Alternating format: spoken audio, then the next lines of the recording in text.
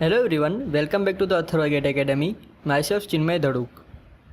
Up to now, we have completed the theory part of strength of materials. From this video, we are going to start solving previous year GATE questions of strength of materials. As many of you suggested, we are going to solve these questions chapter wise. Fine? I have given the link in the description to download PDF of all the questions of strength of materials that we are going to solve in these videos. So from there you can download that PDF, and if you want then you can make print out of that questions. Fine? Before you start solving these GATE questions, make sure that you read the notes 3 to 4 times and try to understand the concepts and remember the equations. You can also make one separate note of only equations of this strength of materials. And see, if your concepts are not so clear, then don't worry. After solving these questions, you will easily understand that concepts. Fine? Here I will only give you the video solution of that questions. So if you want, then you can make one separate note of all the solutions of these questions, so that you don't have to see these videos again. Fine? Now understand that what you have to do to solve these questions. First of all, when the question arises on the screen, first of all you have to stop the video and read the question. Then try to understand that what is asked and which concept should we apply. And then you have to think that how to solve this question. Means first of all try to solve this question by yourself and then see the solution of this question. Fine? And see, if you can solve 20% of the GATE questions, then it is also okay, because in first attempt this percentage is very good. Fine?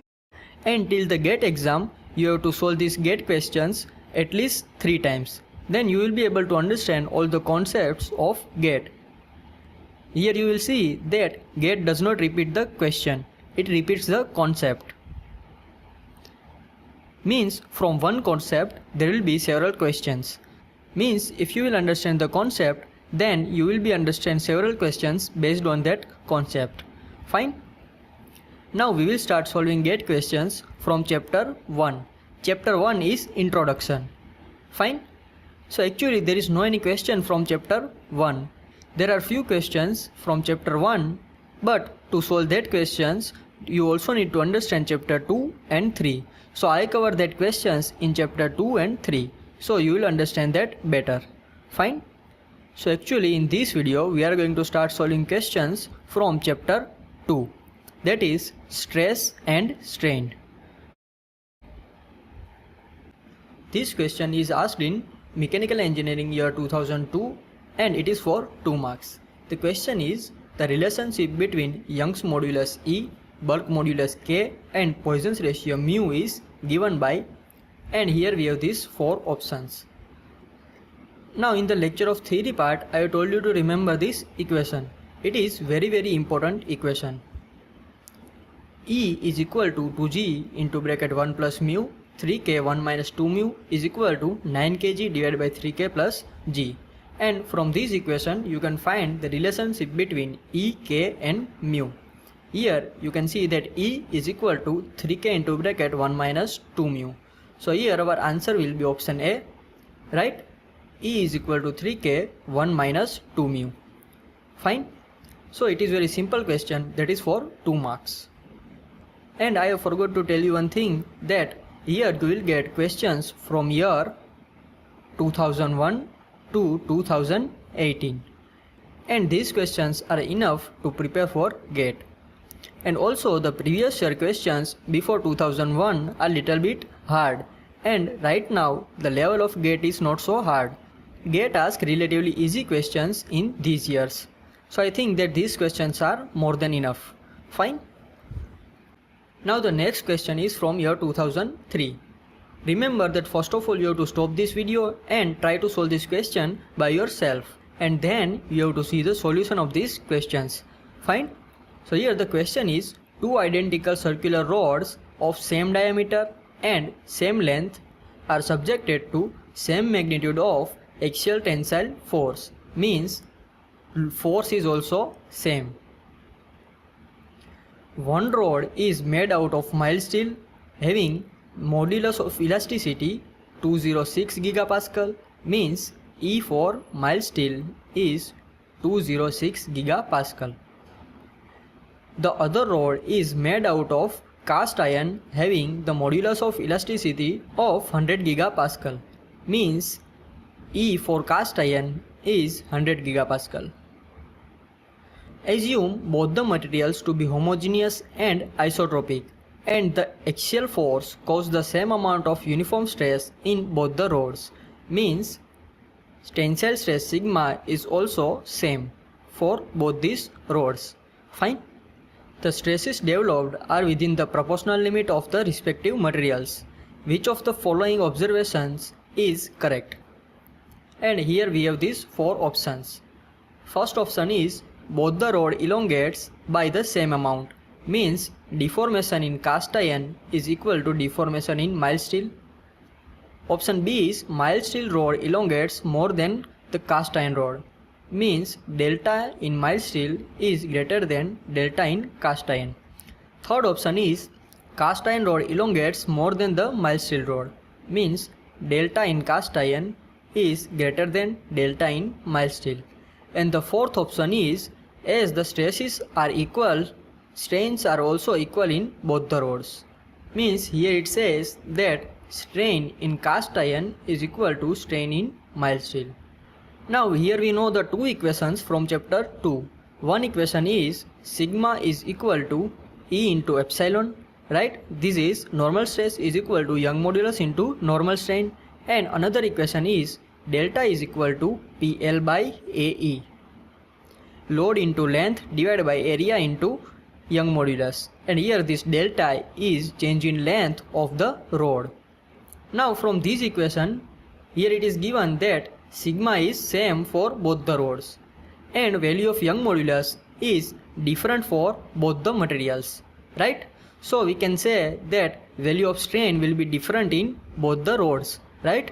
So here option D will be incorrect. Here it is given that strain in both the rods will be same, but from this equation we can understand that it will be different, right? So now we have to choose option from first three options, and in which we have to compare deformation in cast iron rod and mild steel rod. So that we have to compare from this equation.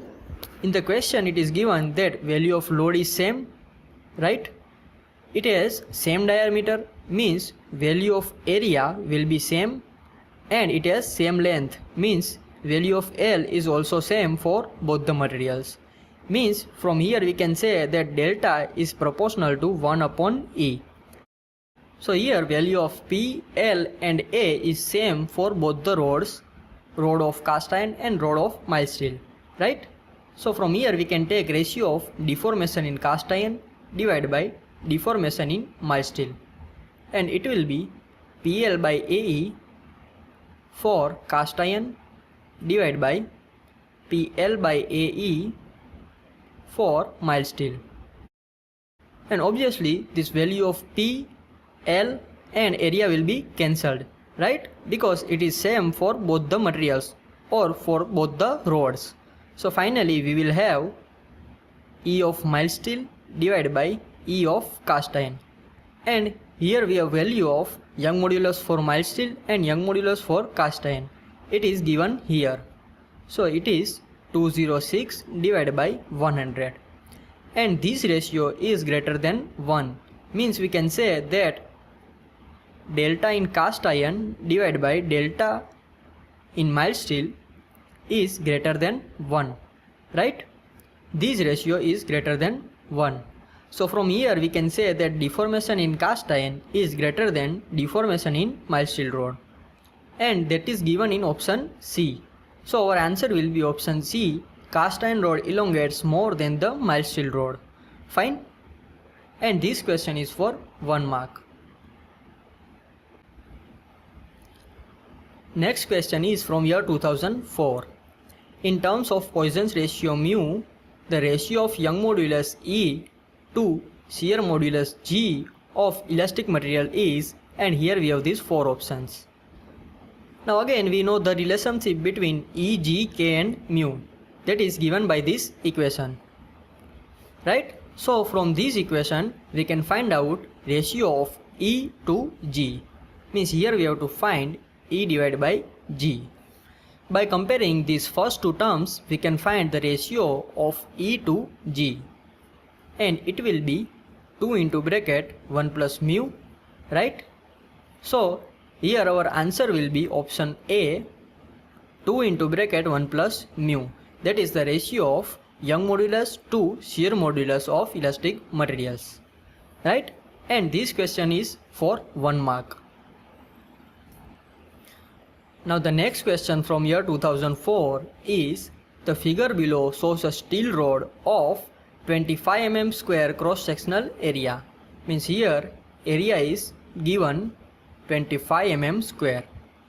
It is loaded at 4 points K, L, M and N, that is given in this figure.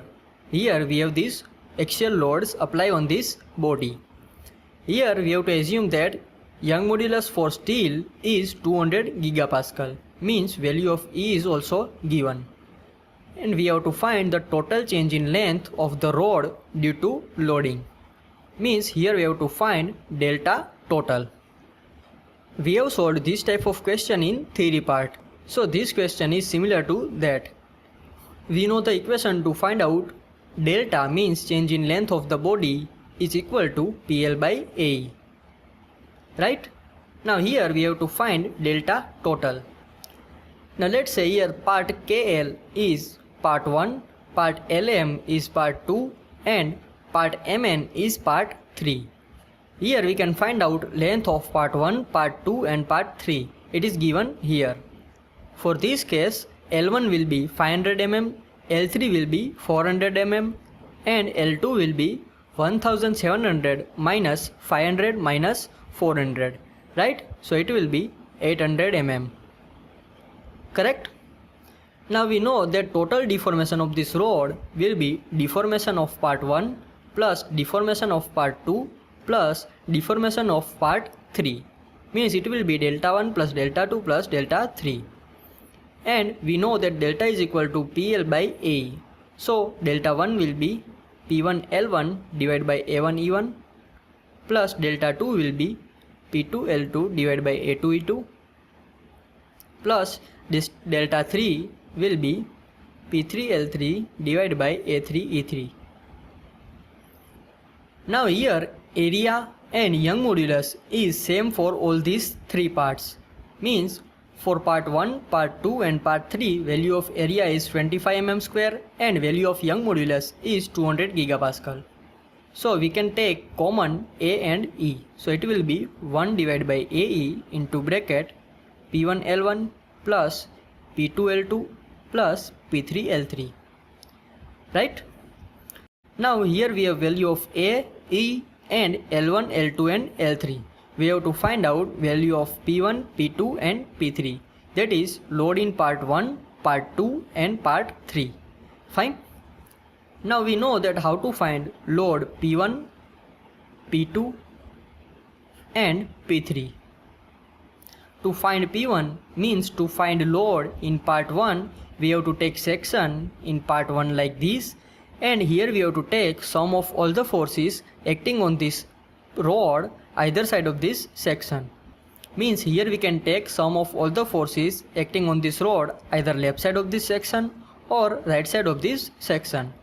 For part 1 on the left side there is only one force acting, that is 100 Newton force. So here we will take left side of the force and it will be 100 Newton. This force is acting away from this section, so we will take this force positive. Fine. So here we have value of load P1. We can also take summation of all the forces acting right side of this section. It will be similar 100 Newton. On the right side of this section, this 250 Newton is acting away from this section, so it will be positive 250 Newton. This 200 Newton load is acting towards this section, so it will be minus 200 Newton. And this 50 Newton is acting away from this section, so it will be positive 50. So finally the summation of all this force will be 100 Newton, right? Now to find P2 load, we will take section in part 2 and we will take summation of all the forces acting on this rod either side of this section. Now let us take left side of the forces. So for load P2, this 100 Newton will be positive, right, because acting away from this section, and this 250 Newton will be negative because it is acting towards this section. So it will be minus 250. So finally it will be minus 150 Newton, right? And to find load P3, we will take section in part 3 like this, and we will take summation of all the forces acting on this rod either side of this section. Here on the right side there is only one force, so we will take summation of right side of the forces of this section. So P3 will be plus 50 Newton, right, because it is acting away from this section. So now we have value of load P1, P2 and P3. So by putting this value here, we can find out delta T, that is total deformation, or we can say total change in length of this rod due to this loading shown in this figure.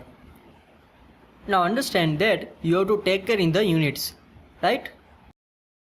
If you are taking all the units in SI unit, then finally you will get this change in length in meter. But here I will suggest that you take units as given here. You have to take load in Newton, length in mm, area in mm square, and Young modulus in megapascal, or you can also take this Young modulus in Newton per mm square. Actually 1 megapascal is equal to 1 Newton per mm square, right? So it will be same.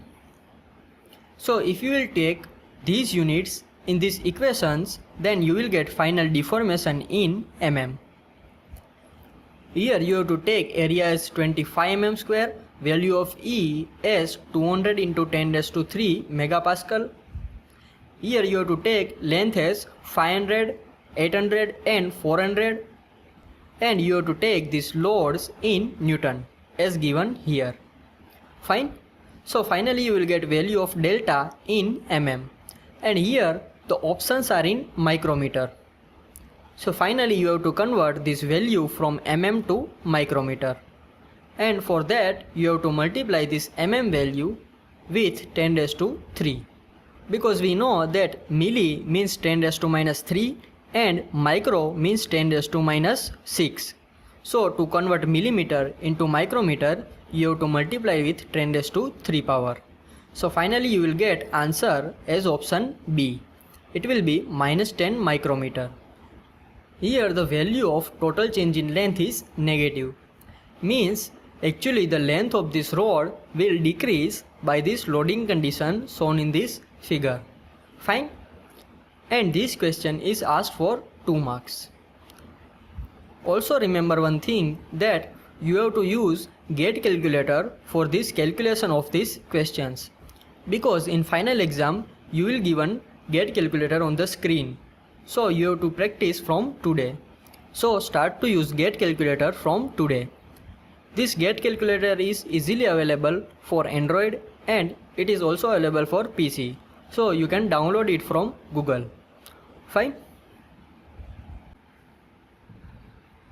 Next question is from year 2005.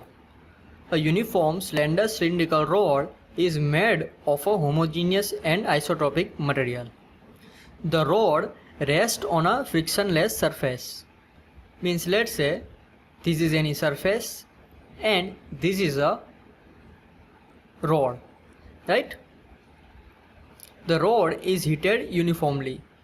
If the radial and longitudinal thermal stresses are represented by sigma R and sigma Z respectively, then here these are the 4 options. Here stress in this direction will be sigma R, means it is stress in radial direction, and here stress in this direction will be sigma Z, it is stress in longitudinal direction, right? From the options we can understand that we have to find the value of sigma R and sigma Z. Means actually we have to check that these values are 0 or not. Fine. This is going to be the case of free expansion that we have discussed in the chapter 2, stress and strain, right? In that topic, I have given you one note that stress will be produced only if there is restriction to strain. If there is no restriction to strain, there is no stress.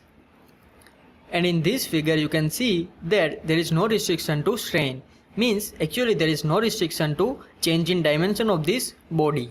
So here value of stress will be 0, means in this case value of sigma r will be 0 and value of sigma z will be 0. This is very important note, right? You have to remember this.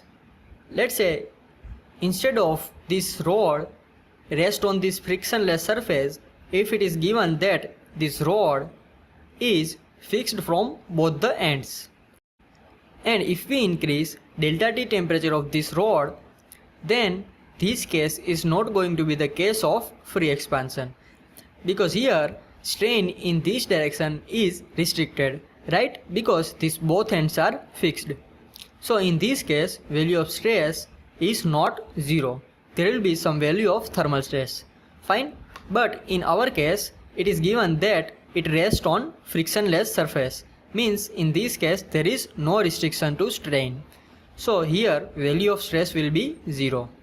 But obviously there will be strain in this body, means value of epsilon is not 0 in this case. Fine.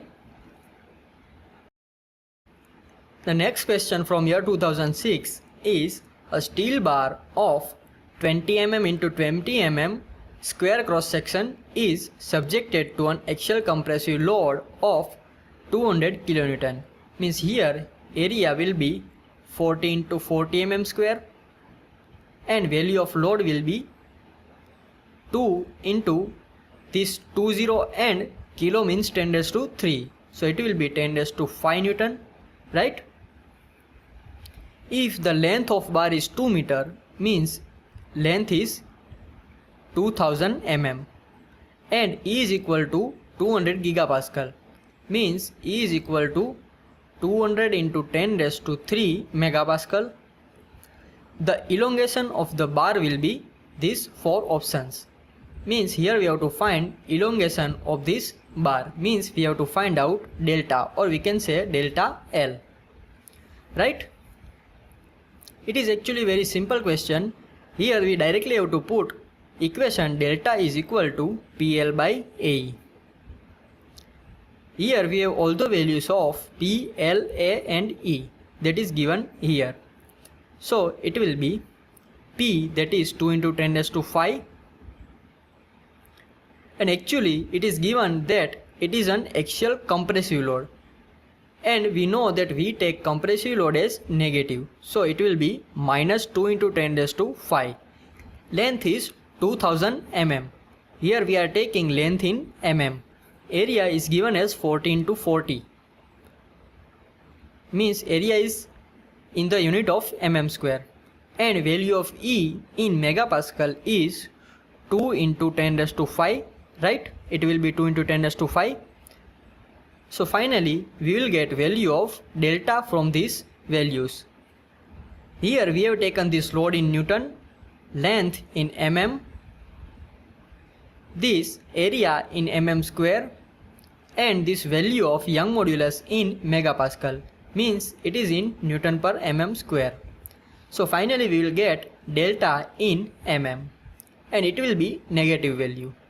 Here this 10 raised to 5, 10 raised to 5 is cancelled, this 2 is cancelled, this 20 will be cancelled with this 20. So finally we will have 20 divided by 4 into 4. So it is minus 20 divided by 16. So from the options we can directly say that it will be option A, 1.25 mm. Actually here the value of delta is negative, means there will be contraction of the bar. But all the options are given as positive, so here we will choose positive value of change in length, that will be option A, 1.25 mm. Fine. And this question is for 2 marks. So here it is very simple, you have to directly use this equation and you will get 2 marks. Fine. Now the next question from 2006 is a bar having a cross-sectional area of 700 mm square. Means area is equal to 700 mm square. It is subjected to axial loads at the positions indicated in this figure. The value of stress in the segment QR means in this segment value of stress is question mark. Means here we have to find stress in this part of this rod. We know that normal stress sigma is equal to P divided by A, right? Here we know the value of A, that is given as 700 mm square. But we have to find load in this section. Means actually we have to find this value of load in segment QR. And we know that how to find value of load in any segment. For that we take any section on this segment like this, and we take sum of all the forces acting on this bar either side of this section. Let's say at this time we take summation of forces acting on this bar left side of this section. So P will be equal to 63 kilonewton. It is acting away from the section, so we will take it positive. And here this 35 kilonewton is acting towards this section, so it will be minus 35. So finally, what will be the value of load? It will be 28 kilonewton, right? So we can also say that it is 28,000 Newton. Now if you will take summation of right side of the forces acting on this bar, then it will be also 28 kilonewton. Fine. Now here we have value of load and area is given. So we can put these values in this equation. So it will be 28,000 divided by area is 700 mm. So here this 220 will be cancelled and it will be 40. Here this load is in Newton and this area is in mm square. So our answer is 40 Newton per mm square. And we know that this unit is equal to megapascal. So finally our answer is 40 megapascal. That is option A. And this simple question is for 2 marks. Next question is from year 2007. A steel rod of length L and diameter D is fixed at both the ends. It uniformly heated to a temperature rise of delta T. Means we have this rod and this is the length L and this diameter is capital D. And this rod is fixed from both the ends. And it is uniformly heated. Means temperature of this rod is increased by delta T. The Young modulus is E and coefficient of linear expansion is alpha. We have to find value of thermal stress in this rod. We have already discussed this example in the theory part, right? So I hope that you remember that. We know that change in length is equal to L alpha delta T, right? So from here delta L by L is alpha delta T, and we know that delta L divided by L is thermal strain, that is epsilon. So from here epsilon is equal to alpha delta T. And now we know that stress is equal to epsilon into Young modulus. So from here we can say that stress will be equal to E alpha delta T, right? So here our answer will be E alpha delta T. That is the value of thermal stress in this rod. And here it is fixed from both the end. If this rod is fixed from only one end, means it is like this, then in this case value of stress will be 0. Why? Because we have discussed the case of free expansion.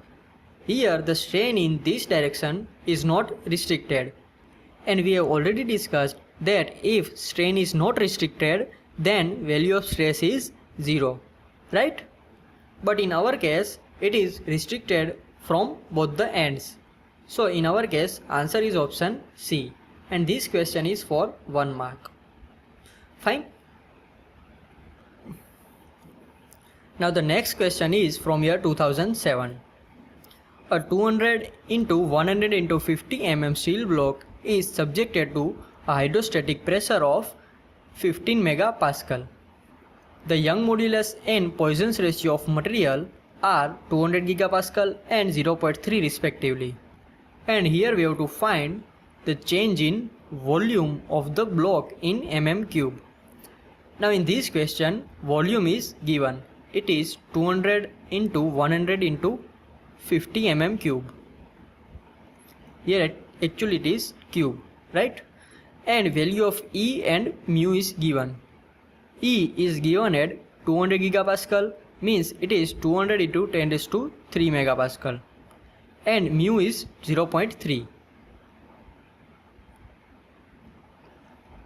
And it is also given that this block is subjected to a hydrostatic pressure of 15 megapascal. Means here we have value of pressure as minus 15 megapascal. Pressure is always compressive in nature, right? So we will take this value as negative.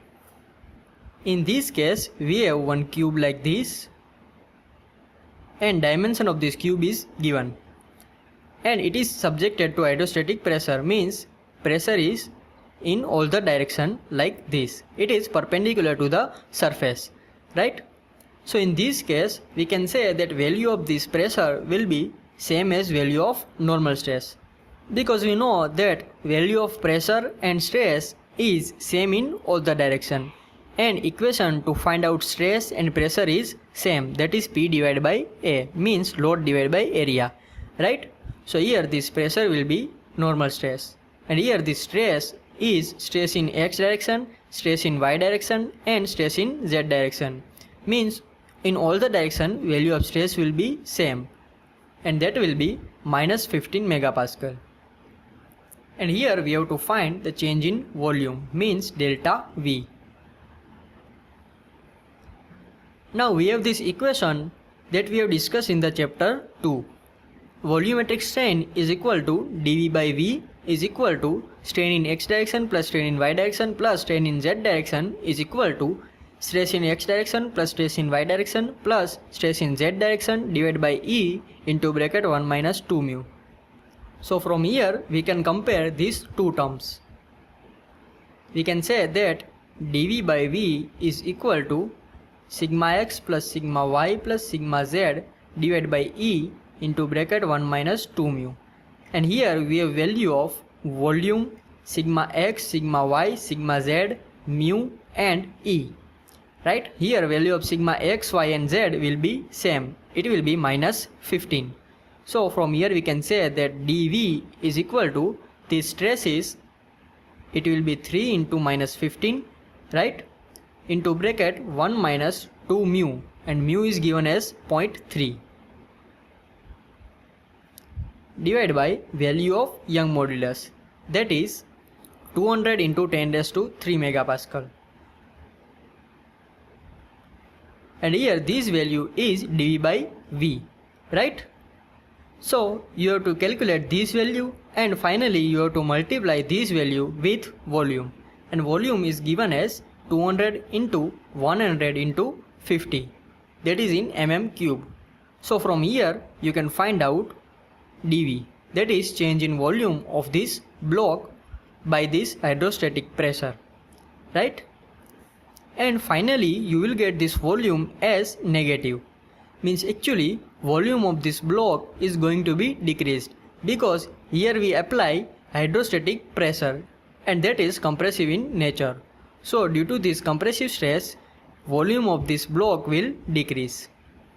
And if you will calculate this, then you will get value of dV as minus 90, and this value will be in mm cube, right? Because here we have taken this pressure in megapascal, this Young modulus is also in megapascal, and here we have taken this volume in mm cube. So finally we will get change in volume in mm cube, right?